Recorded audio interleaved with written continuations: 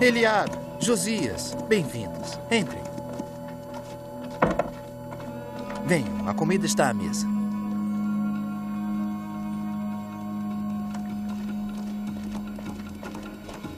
Já se passaram tantos dias desde quando vi o mestre pela última vez, mas é como se Jesus continuasse a me falar.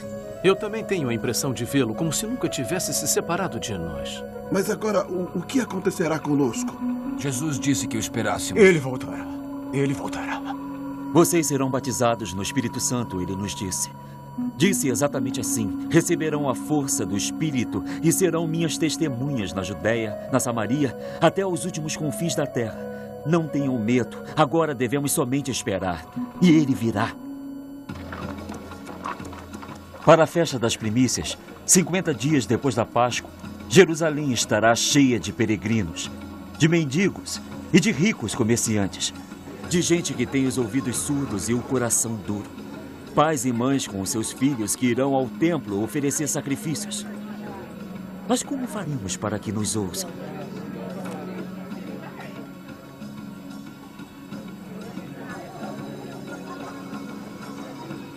Maria, por favor, pare um pouco. Sente-se aqui conosco. Deixe-me servir estes meus filhos.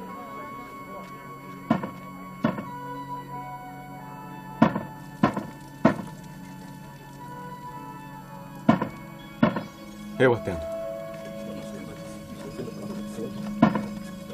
Quem é? Tudo aquilo que vocês fizerem ao menor dos meus irmãos, a mim o farão.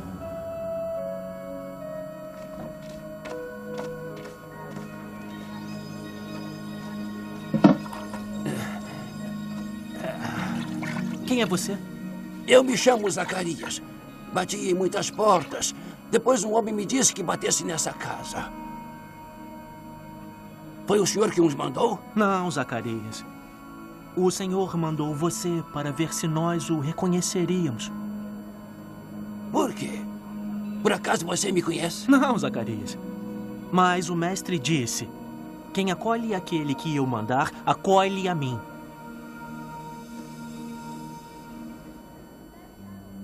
Ele havia nos escolhido um por um. 12, vocês lembram? Ele disse: farei de vocês pescadores de homens. Depois nos submeteu à prova. Aceitando a perseguição e a cruz, provou nossa fé nele, mas um de nós, um dos 12 o traiu. Na verdade, eu também o traí.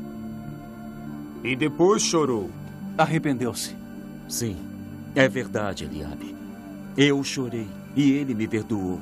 Judas, ao invés, quando viu o próprio delito, teve medo do que havia feito. Mas era tarde demais, então se matou. E como recompensa da sua traição, foi comprado um terreno, onde agora ele está sepultado. Agora o lugar que Judas ocupava entre nós ficou vazio. De fato, está escrito no livro dos Salmos: fique deserta a sua morada e não haja quem nela habite, um outro receba o seu encargo. José! Eu proponho José. Todos o chamam de justo, pois é um homem justo.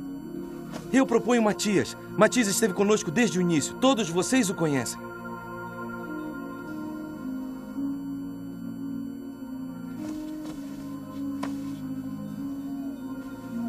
A clara para Matias e a escura para José. Você, Marcos, venha cá. Feche os olhos e tire uma pedra.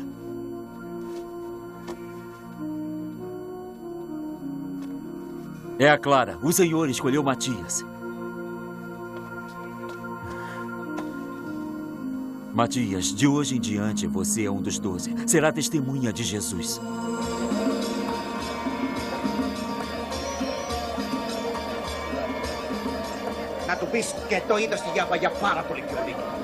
Não entendo nada. O que o grego está dizendo? Disse que viu aquela seda em Jafa que custava menos. Que eu seja fulminado, mas não é possível. Ok, pagarei te. Petto que detto fellow. Aonde vai, estrangeiro? O que ele disse? Que você é um trapaceiro. Como pode? Cala a boca.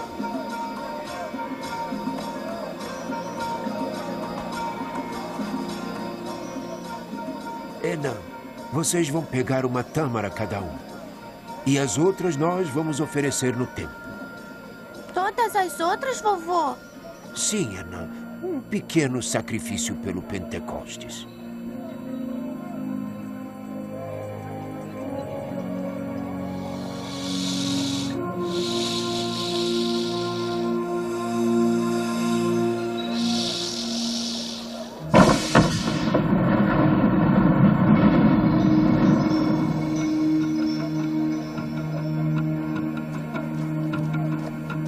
O Senhor visitou a nossa casa.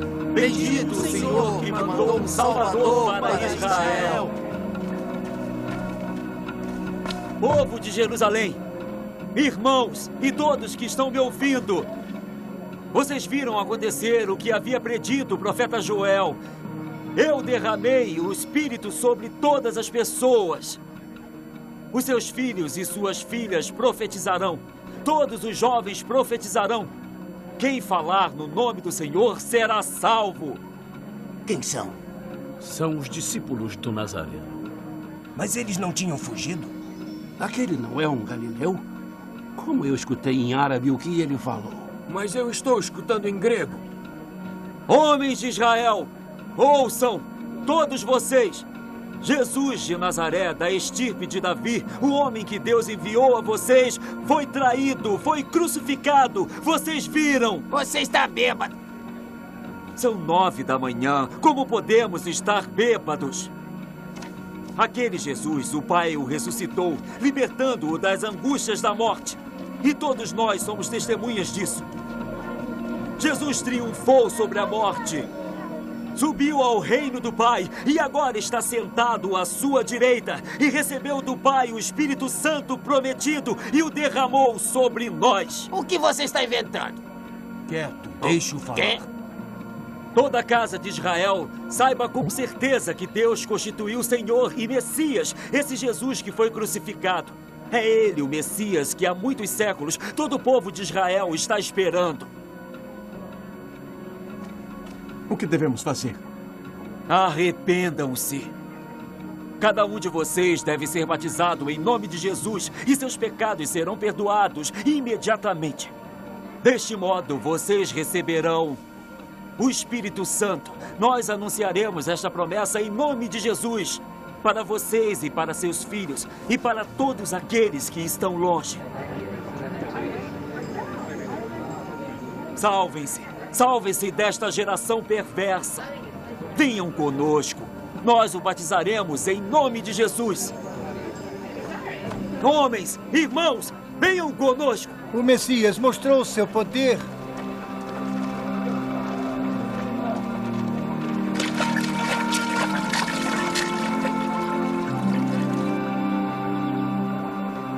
Venham, venham na água. Batizar-se significa morrer e ressuscitar. Irmão, venha. Venha conosco. Assim você renascerá no reino dos céus. No nome de Jesus, seus pecados estão perdoados. No nome de Jesus, seus pecados estão perdoados. Em nome de Jesus, seus pecados estão perdoados. No nome de Jesus, seus pecados estão perdoados.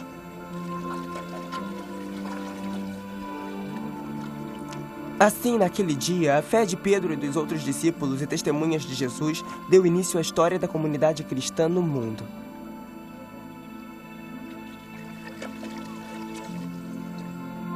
O gesto de Pedro de batizar homens e mulheres em nome de Jesus provocou escândalo na cidade de Jerusalém, que apenas algumas semanas antes tinha visto Jesus crucificado entre 2 ladrões no Gólgota e a fuga de seus discípulos.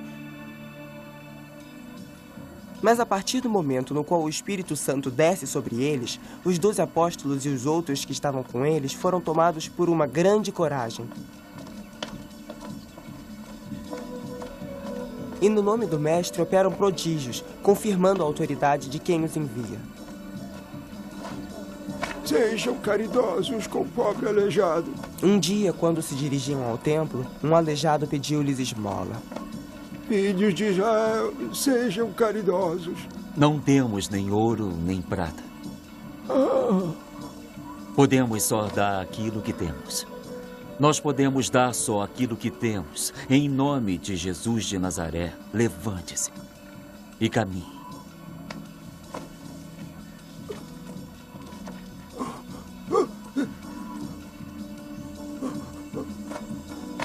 Isto é um milagre! É um milagre! Agora vá e apresente-se no templo. Milagre! Em nome de Jesus de Nazaré! Foi um discípulo do Nazareno. Ele disse, em nome de Jesus, caminhe. E eu caminhei. Por acaso ele disse, em nome de Jesus de Nazaré? Sim, ele disse. E foi ele. Prenda os dois. Mas eles me curaram. O que você sabe sobre o que acontece em Jerusalém? Será possível que vocês sejam tão cegos? Mas por que vocês se admiram tanto? Foi em nome do Messias ressuscitado que este homem recuperou a saúde. Aquilo que foi anunciado pelos profetas tornou-se realidade. Prendam os dois. O Sinédrio os acusa. Prendam! São rebeldes. Em seu nome me curaram. Fui curado em nome de Jesus. Estão fazendo conosco o que fizeram a Jesus. Que seu nome seja bendito. Naqueles dias, os discípulos de Jesus já haviam formado em Jerusalém a primeira comunidade cristã. Tinham colocado em comum as próprias casas e bens, praticavam a caridade com os pobres, mas cumpria-se a palavra de Jesus quando havia dito: eu mando vocês como cordeiros em meio aos lobos. Pedro e João foram julgados pelo Sinédrio. Com que poder e em nome de quem vocês curaram aquele aleijado? Em nome de Jesus Cristo, o Nazareno, que este Sinédrio condenou à crucificação e que ressuscitou dos mortos. Só em seu nome existe salvação. Não se ocupem com estes homens e deixem que vão embora. Se aquilo que pregam e o que fazem é de origem humana, será destruído. Mas se aquilo que pregam vem de Deus, vocês não conseguirão vencê-los. Não se pode combater contra Deus. O conselho do sábio Gamaliel foi ouvido. Pedro e João foram açoitados, mas suas vidas foram salvas. O Sinédrio os libertou. Muitos se converteram à palavra de Jesus, mas algum tempo depois foi derramado o sangue do primeiro mártir cristão. Foi o sangue do jovem Estevão, um dos 7 primeiros diáconos eleitos para administrar os bens da comunidade. Estevão foi apedrejado por ordem do Sinédrio. A perseguição contra os discípulos do Messias explodiu em Jerusalém e logo se espalhou por toda a Samaria. E assim, os primeiros cristãos foram obrigados a deixar a cidade e suas vilas. Só voltaram quando a perseguição acabou. Os fugitivos de Jerusalém procuraram refúgio nas comunidades hebraicas das cidades da Ásia Menor, da Grécia e até em Roma. Entre os que apedrejaram o diácono Estevão havia um dignatário do templo, chamava-se Saulo e era natural de Tarso. Seu pai era cidadão romano. O sumo sacerdote do templo o enviou a Damasco, na Síria, para que punisse os hebreus que tinham aceitado o batismo no nome de Jesus. Quando Saulo já estava perto dos muros da cidade, na qual se propunha a derramar o sangue dos perseguidores de Jesus, ouviu uma voz. Saulo, Saulo, por que me persegue? Mas quem é o Senhor? Eu não o vejo. Não consigo enxergar nada. Sou Jesus, aquele que você persegue. Jesus. Jesus! O que eu devo fazer? Levante-se e entre na cidade e lhe dirão o que você deve fazer. Jesus, o Messias crucificado, ressuscitou. Agora eu sei. O Senhor enviou a Saulo Ananias, um discípulo que o orientou na fé cristã e o batizou em nome de Jesus. Assim também Saulo tornou-se testemunha de Jesus. Foi acolhido na comunidade dos cristãos e enviado por Pedro, juntamente com Barnabé, a anunciar o Evangelho.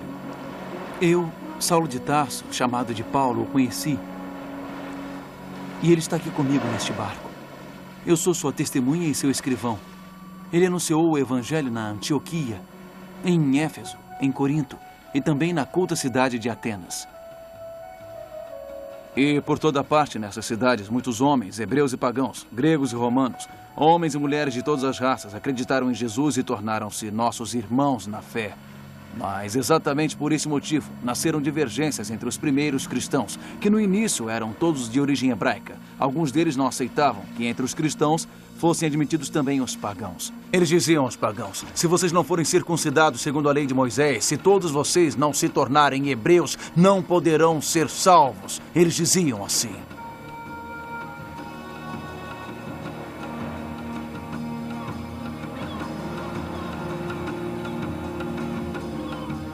Quando explodiu esta controvérsia entre nós, o apóstolo Pedro chamou-nos a todos a Jerusalém. Vocês sabem, eu também sou israelita, da estirpe de Abraão, da tribo de Benjamim. E eu declaro que Deus não repudiou o seu povo, o povo de Israel.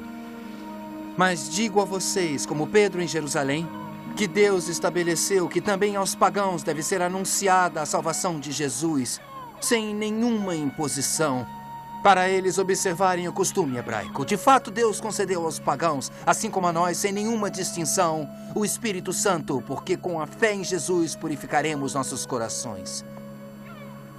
Deus não repudiou o seu povo, mas como sobre um ramo de oliveira antigo colocou um enxerto novo, Cristo, o Messias, que nós anunciamos a todos os povos. Só Ele é a nossa salvação. Assim fomos iluminados em Jerusalém, depois de termos debatido e rezado juntos.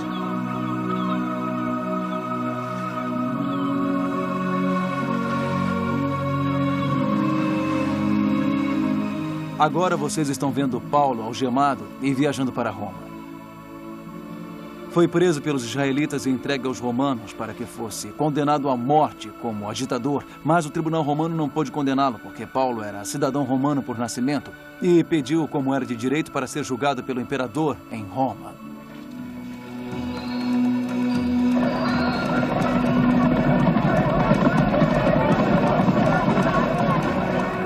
Segundo os éditos imperiais, os magistrados do império devem pedir aos cristãos que abandonem o cristianismo e ofereçam sacrifício aos deuses pagãos sob pena de morte.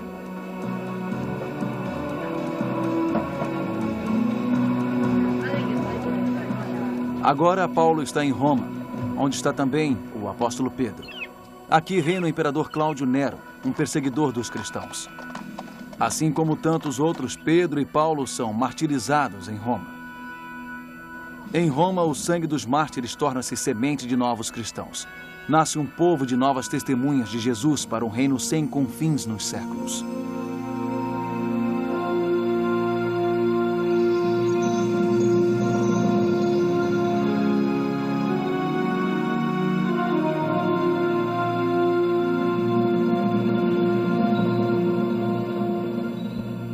A memória de Jesus e a sua real presença entre os cristãos continua na fé.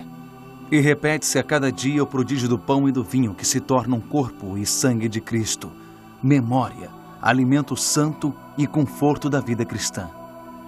Como Jesus fez pela primeira vez com os discípulos na última ceia. Ele tomou o pão, o partiu e o deu aos seus discípulos, dizendo: tomem, este é o meu corpo.